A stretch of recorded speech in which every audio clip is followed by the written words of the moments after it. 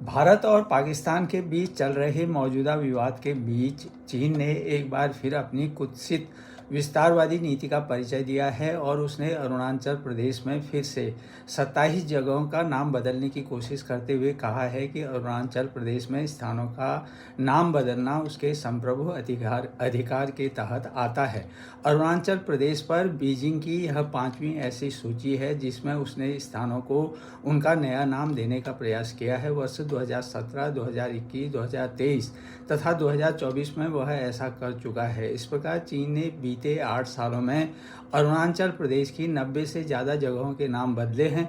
गौरतलब है कि चीन अरुणाचल प्रदेश के 90,000 वर्ग किलोमीटर क्षेत्र को अपना बताता है। वह इस क्षेत्र को चीनी भाषा में जंगनान कहता है और बार बार दक्षिण तिब्बत का जिक्र करता है। चीन के मैप या मानचित्र में अरुणाचल प्रदेश को चीन का हिस्सा दिखाया गया है। वो कभी कभी इसका तथाकथित अरुणाचल प्रदेश के रूप में भी उल्लेख करता है। असल में यह विवाद जो है 1914 में ब्रिटिश भारत और तिब्बत के बीच हुए शिमला समझौते और उसमें तय की गई मैकमोहन रेखा से जुड़ा है, जिसे भारत चीन के साथ अपनी पूर्वी सीमा मानता है। लेकिन चीन इस रेखा को मान्यता नहीं देता क्योंकि वह तिब्बत को कभी स्वतंत्र नहीं मानता और इसलिए उस समय के समझौतों को भी खारिज करता है। 1962 में इसी सीमा विवाद को लेकर भारत और चीन के बीच युद्ध हुआ था, जिसमें चीन ने कुछ समय के लिए अरुणाचल के कई हिस्सों पर कब्जा कर लिया था, लेकिन बाद में वह पीछे हट गया। इस प्रकार यह बीजिंग की जो है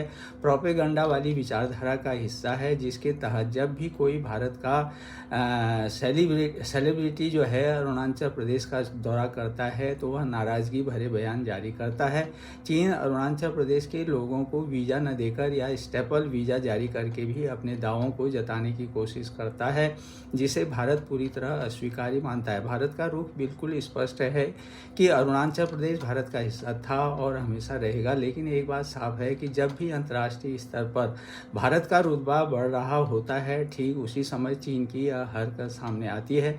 अभी हाल में विश्व भारत के ऑपरेशन सिंदूर की धमक देख चुका है और इस अभियान में भारत के डिफेंस सिस्टम के सामने चीन की मिसाइलें जिस प्रकार बौने और असफल सिद्ध साबित हुई हैं, उससे भी चीन घबराया है और हताश दिखाई दे रहा है। लेकिन भारत के लिए आज सीमावर्ती क्षेत्रों में सड़कों, पुलों, हवाई अड्डों और संचार सुविधाओं, निगरानी तंत्र का विस्तार करना समय की मांग है। वहीं अंतर्राष्ट्रीय मंचों पर चीन के दावों का प्रबल विरोध करना और मित्र देशों से इस बाबत समर्थन जुटाना भी जरूरी है कि मैकमोहन रेखा और भारत का अधिकार ऐतिहासिक और वैध है।